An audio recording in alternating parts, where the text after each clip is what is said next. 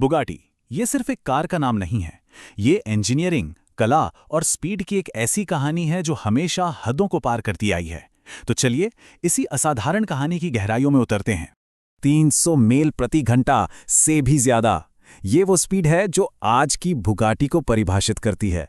ये सिर्फ तेज होना नहीं है, ये तो कल्पना से भी परे की रफ्तार है जो इस ब्रांड के जुनून को दिखाती है। और हाँ, इस जुनून की एक कीमत भी होती है।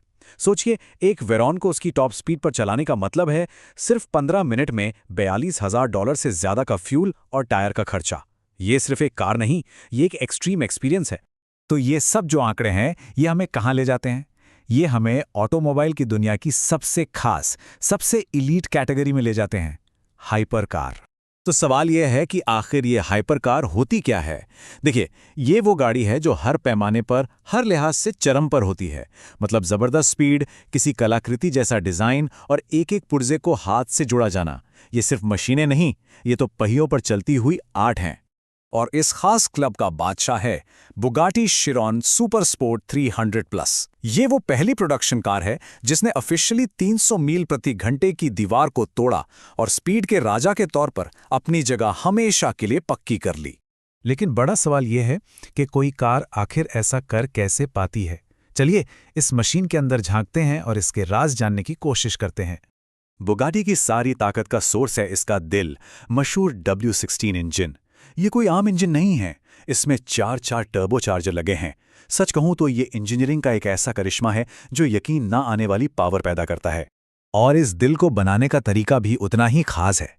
एक एक इंजन को हाथ से जोड़ने में पूरा 1 हफ्ता लगता है। हर पुर्जे को परफेक्शन के साथ बनाया और टेस्ट किया जाता है।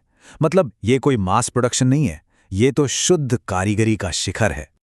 पर कहानी सिर्फ इंजन पर खत्म नहीं होती। पूरी की पूरी कार ही एडवांस टेक्नोलॉजी का एक नमूना है।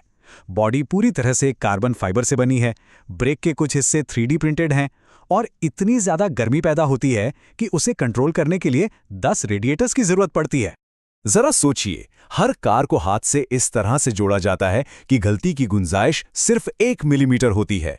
यह तो लगभग सुपर ह्यूमन लेवल की प्रिसिजन है और यही चीज हर बुगाटी को इतना ज्यादा स्पेशल बनाती है। और ये पावर सिर्फ स्पीड के लिए नहीं है। एक मजेदार उदाहरण से समझते हैं। शिरॉन का जो एयर कंडीशनिंग सिस्टम है वो इतना दमदार है कि उससे एक छोटा सा अपार्टमेंट आराम से ठंडा हो सकता है। इससे अंदाजा लगता है कि इस कार का हर सिस्टम कितना कॉम्प्लेक्स और पावरफुल है। तो ये जुनून, ये परफेक्शन, ये आर्ट आखिर आई कहां से? इसके लिए हमें इतिहास में थोड़ा पीछे जाना होगा, इसके फाउंडर के पास। मिलिए एटोरे बुगाटी से। वो एक कलाकार भी थे और एक इंजीनियर भी। उन्होंने 1909 में इस कंपनी की नींव रखी। उनका एक सीधा सा फलसफा था, अगर कोई चीज तकनीकी तौर पर सही है तो उसे सुंदर भी होना ही चाहिए। एटोरे एक आर्टिस्टिक परिवार से आते थे और ये बात उनकी कारों में साफ झलकती थी। उनके लिए इंजीनियरिंग और आर्ट ये 2 अलग अलग चीजें नहीं थी। उनकी मशहूर टाइप 35 रेस कार सिर्फ तेज ही नहीं थी बल्कि बेहद खूबसूरत भी थी।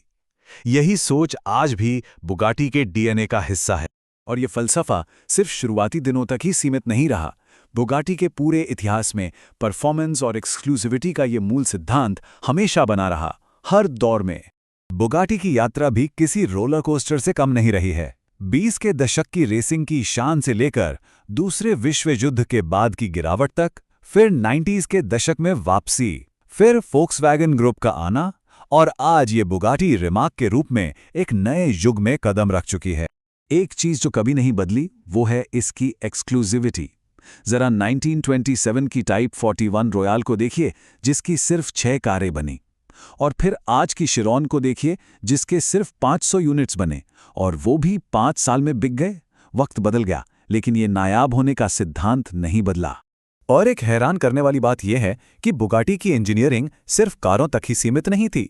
1930 के दशक में उन्होंने हाई स्पीड ट्रेनें और यहां तक कि हवाई जहाज के इंजन भी बनाए थे।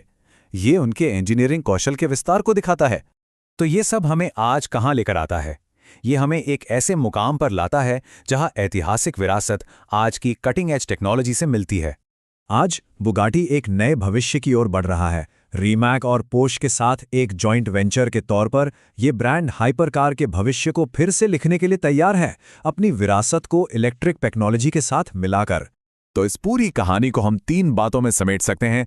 पहला, कलात्मक डिजाइन, दूसरा, हाथ से बनी बेहतरीन कारीगरी, और तीसरा, परफॉर्मेंस की कभी ना खत्म होने वाली खोज। यही बुगाटी का डीएनए है, जो 1 सदी से भी ज्यादा समय से बदला नहीं है।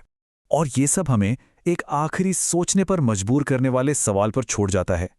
जब परफॉर्मेंस इतना एक्सट्रीम हो जाए कि उसकी कोई सीमा ही न रहे, तो क्या हम उसे सिर्फ इंजीनियरिंग कह सकते हैं, या फिर वो कला का एक रूप बन जाता है? शायद बुगाटी के मामले में दोनों के बीच कोई लकीर है ही नहीं।